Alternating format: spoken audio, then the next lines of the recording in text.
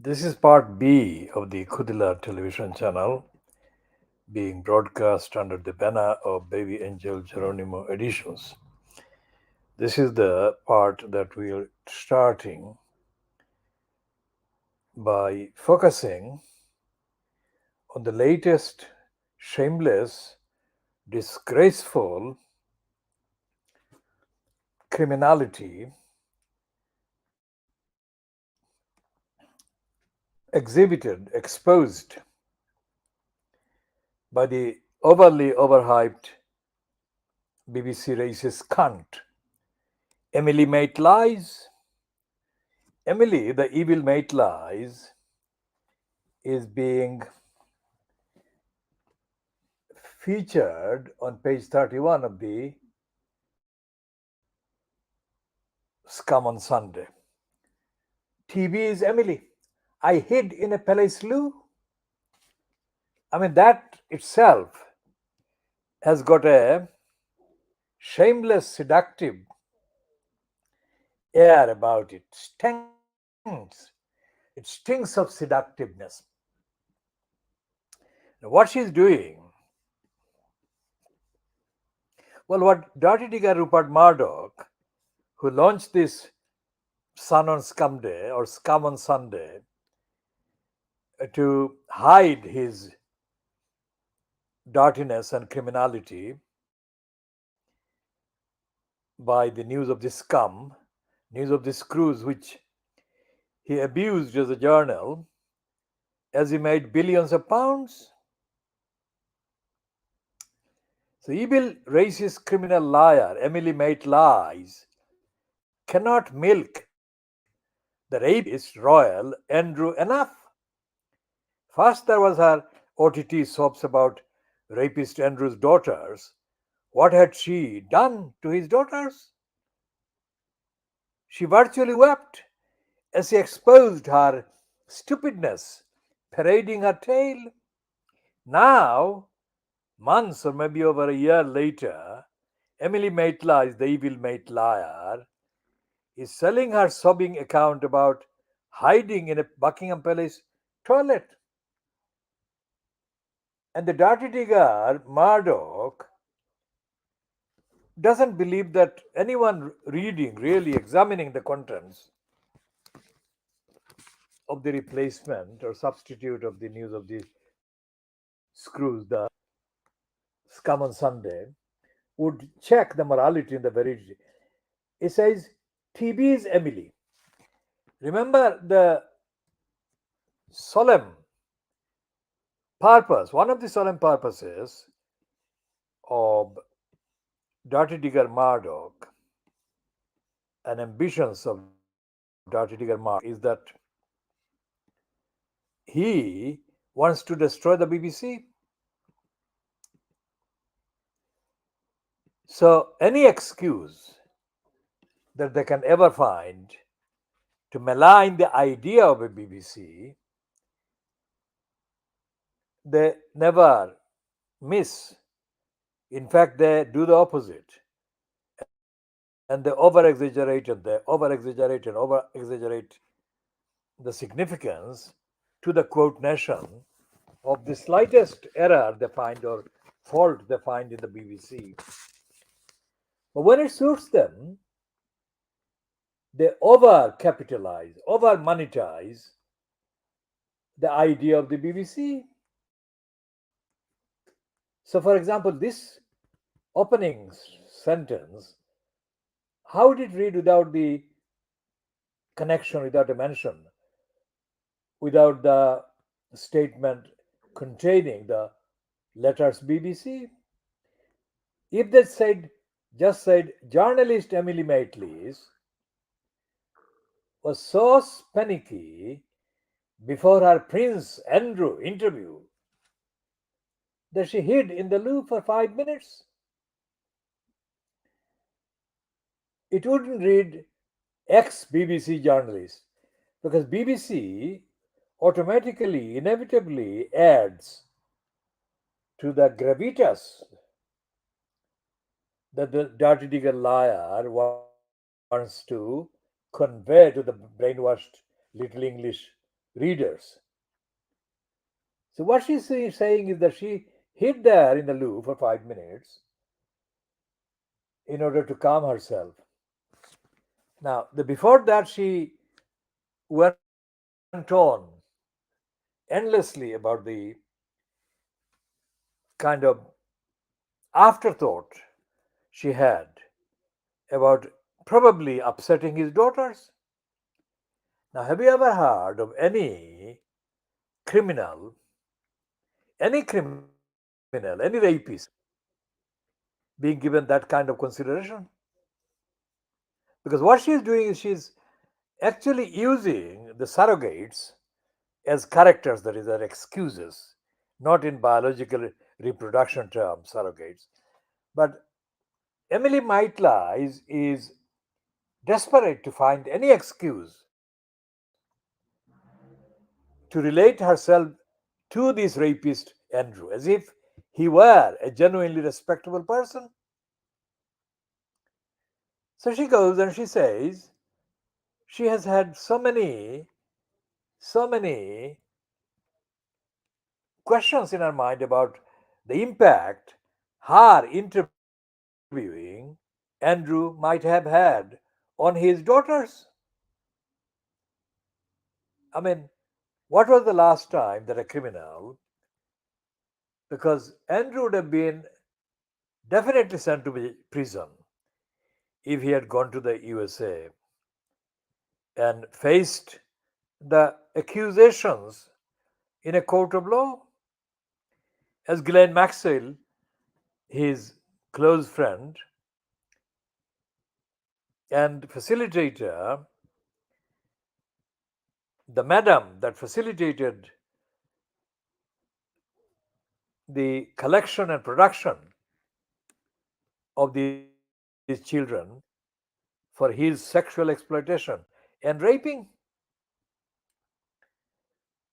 Ghislaine Maxwell would have been followed by Andrew being sent to jail. No doubt whatsoever. That is the reason why he didn't go there. And in the so called interview, now that interview needn't have been done by Emily the Evil Maitlies. Any competent, objective, informed, investigative journalist would have done a better job. That interview was not important because of the contents. That interview was sold by Emily Maitlies and her promoters as a celebrity kind of thing, not as an investigative. And then when it was broadcast, she can't leave this interview alone. She keeps coming back to it. Not the contents, not the criminality, not the scandal, not the crimes, not the disgrace, not the corruption of the monarchy, not the complicity by Brenda with the criminal by allowing millions of pounds of public money to be made available to the victim of Andrew's rapes. He raped her about 3 times at least. So, why is Dirty Digger Murdoch being allowed to promote this evilness, and why is nobody else in the commenting on this shamelessness, on this greed, on this corruption?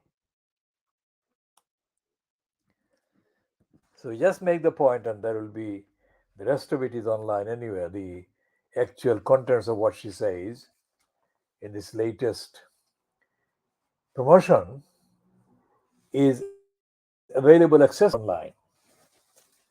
Let's go back to the other pieces on the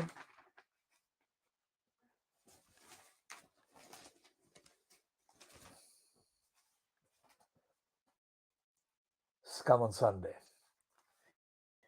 And what this come on Sunday is doing is, of course, running this so-called column by the pornographer Dave Sullivan's mall for many years. Karen Brady, she was his mall, business mall.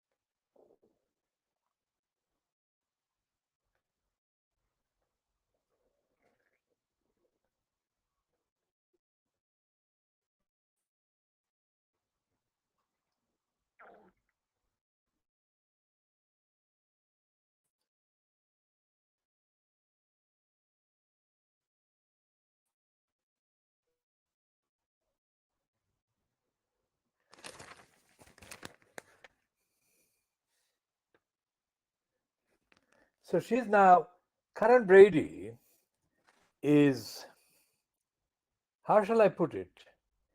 Karen Brady is joining the bandwagon that already has singer Morrissey. Because Morrissey was one of the rare ones who actually condemned the people who were he didn't mention her Muslim name, of course, nor does Karen Brady, but that is the person that he mentioned. And he condemned them for praising her when it is too late. He says that they should have come forward when she needed them, when she was alive, but they didn't. Now, Karen Brady is, of course, notorious for her role as Alan Sugar's mole. on The Apprentice. Ellen Sugar is one of the nastiest, the most racist profiteers of the propaganda operation that includes as beneficiary himself and other absolute racists and reactionaries and criminals. That is Ellen Sugar. And then she, of course, served the pornographer David Sullivan under the disguise of being the manager of a football club in Birmingham that he owned.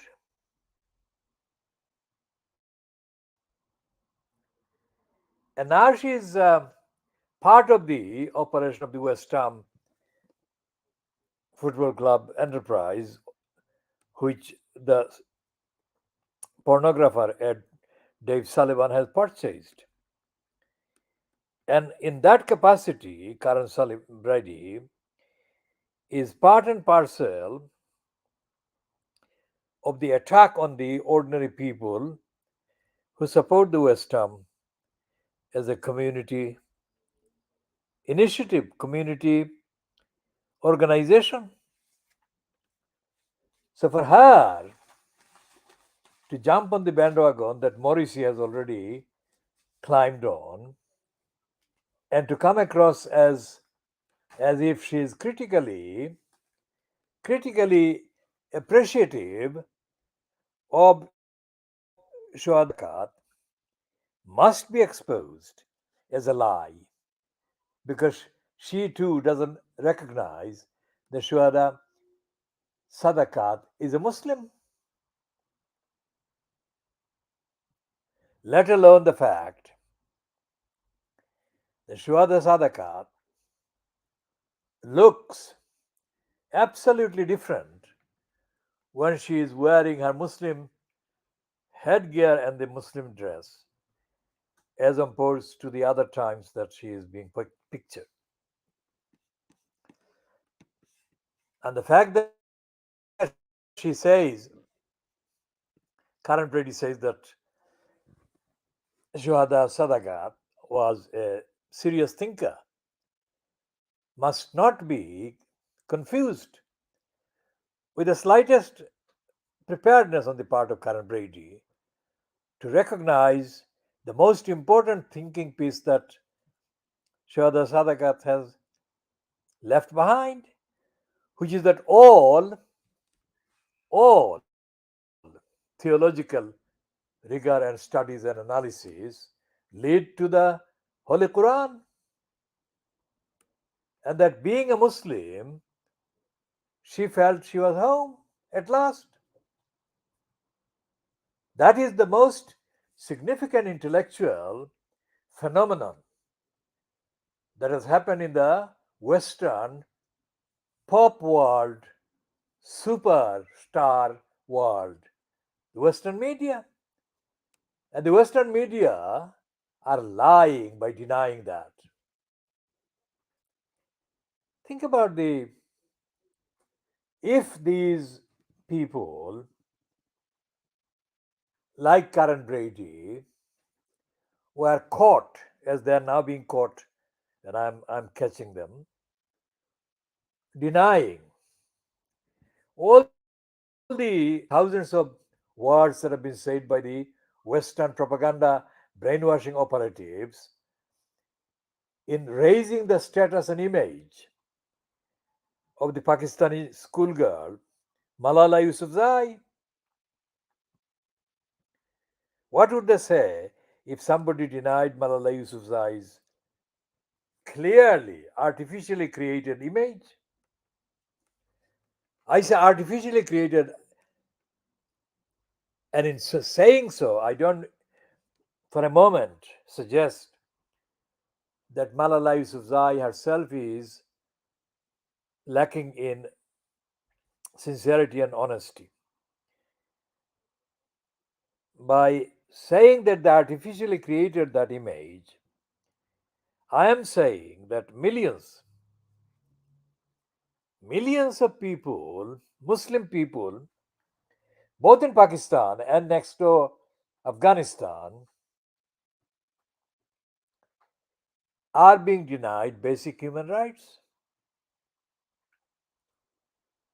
And they're not being even mentioned, even in passing, by the news of the world group, that is Sun on Sunday, or the Times, or any of the other operations owned and controlled by Rupert Dirty Digger Murdoch.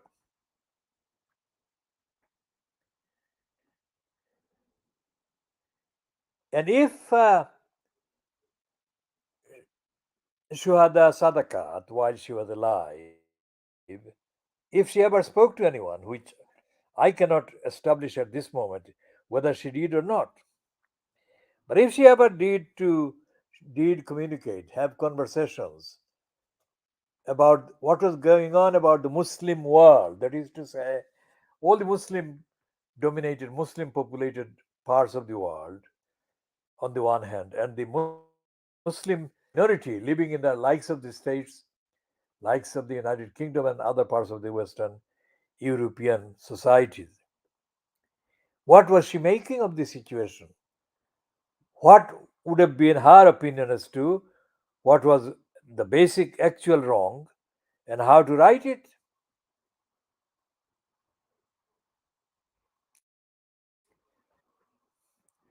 I set up the initiative End Hunger at Root in 2019. And that initiative is essentially, first of all, originally an international ideological continuation of what I said in January 1992 when I wrote and presented on Channel 4 News slot, the slot on the Channel 4 News slot.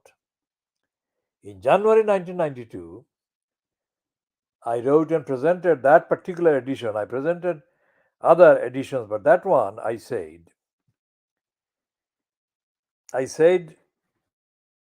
about the plight of people in Africa and Asia who are being forced to leave their countries by lack of security, lack of safety, lack of food, and due to the harassment, the gang rapes, the massacres, and even the genocides.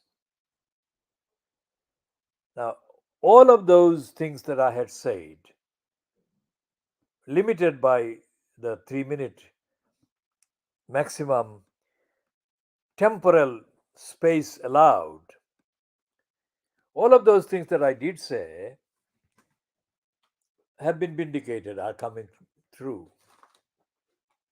And they're being vindicated and coming true nowhere else as ferociously, as most urgently, as in the case of the current UK government or the UK governments that have been in place for the last 13, 14 years since May 2010. Now, these people that have been driven out of their own homes are being driven out of their own homes and are being genocided and are being mass raped, gang raped, and violated and injured, brutalized, are protected in theory by not one, but by several declarations passed by the United Nations, several treaties that have been subscribed to by the United Kingdom as well as by France, other Western countries, and by the USA and Canada. And all of these countries, despite being signatories to these treaties, including especially the Refugee Convention, all these countries, including the United Kingdom government, and the USA government, the Canadian government, the Australian government, the New Zealand government, the French, the German, the Spanish, the Swedish, all these countries, being signatories to the Refugee Convention, are ignoring the Refugee Convention and are misinterpreting the Refugee Convention and are denying the validity of the pledges contained in the Refugee Convention that all these countries are signatory to. Now, the fact that this is happening is one of the most important news phenomena, events, which by definition should have been given daily, regular prominence by the Guardian news organization, by the BBC, by Sky News in the case of the United Kingdom, by in France, in Germany, in Sweden, and other Western European countries, as well as by their counterparts across the Atlantic in the USA and in Canada. But can anyone remember the last time? Can anyone at all, anywhere, watching this, whenever they are watching this, can they remember any time that any outlet in the USA or the UK or in France, in Germany, in Sweden, in Australia, New Zealand, South Africa, the white side, had even raised the question, let alone investigated the implication of the breaches, but raised the question of the signatory countries, including the United Kingdom, breaching the basic obligations contained in the Refugee Convention. Can anyone cite that apart from me? And my citation of the issue is that none of the UK media or the French media or the USA media of this, their German counterparts, New Zealand counterparts, or their counterparts in Southern Africa, the white Southern Africa, or the white part of the what remains of South Africa, which is what the British and the other Europeans used as they occupied that as their colony. None of these countries and the executives has been reported as being in breach of the convention requirements. The Refugee Convention of 1950, I'm speaking from memory. Let's see if we can reconcile the two.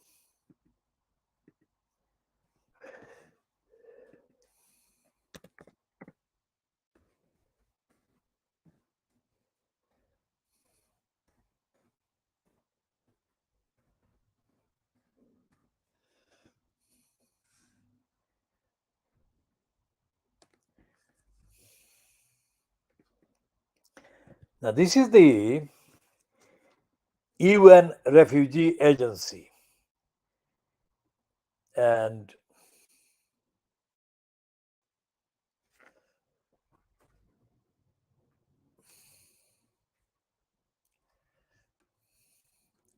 let's check the as the UNHCR leads international action to protect people forced to flee conflict and persecution and those denied a nationality. And so the first introduction on that website, unhcr.org, safeguarding the rights and well-being of people forced to flee for over 40 years. That is what they're claiming. The UNHCR has been doing that for over 40 years.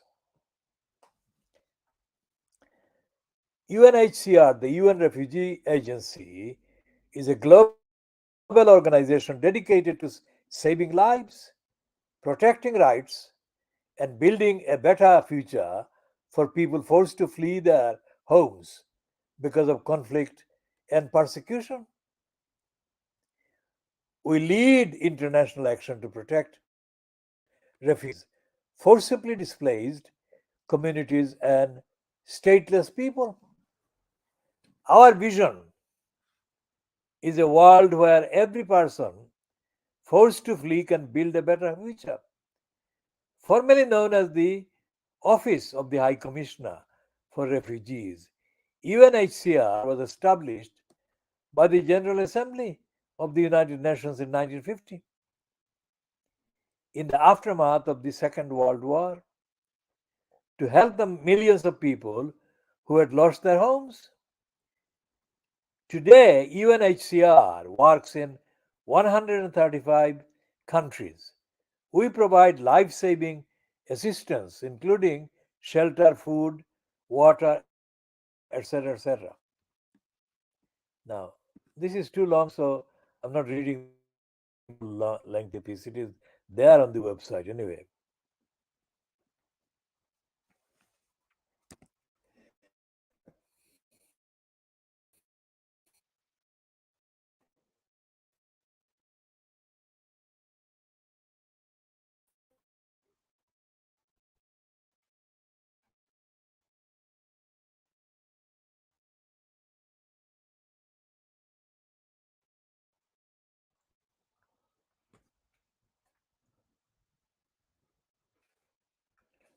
So I've entered the word Shamima, and their result in the news says, sorry, your search yielded no results.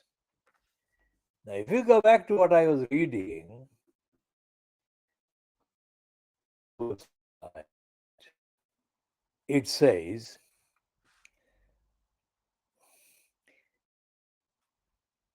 it says, UNHCR, the UN Refugee Agency, is a global organization dedicated to saving lives, protecting rights, and building a better future for people forced to flee their homes because of conflict and persecution. We lead international action to protect refugees. Notice what I'm reading this one. This one is the most crucial one in this context. We lead international action to protect refugees, forcibly displaced communities, and stateless persons. Notice this phrase, stateless persons. So, what is stateless person when you mention the word Shamima? They don't even recognize that word. So, what I'm saying is that it is not just the domestic executive governments of signatory countries like the United Kingdom. It is the organization that boastfully claims that it leads international action to protect refugees, forcibly displaced communities, and stateless people. It doesn't say how they can be stateless. It follows therefore that includes Shamima Begum. But there is no mention. There is no mention of the word, the name Shamima Begum, Shamima in their website.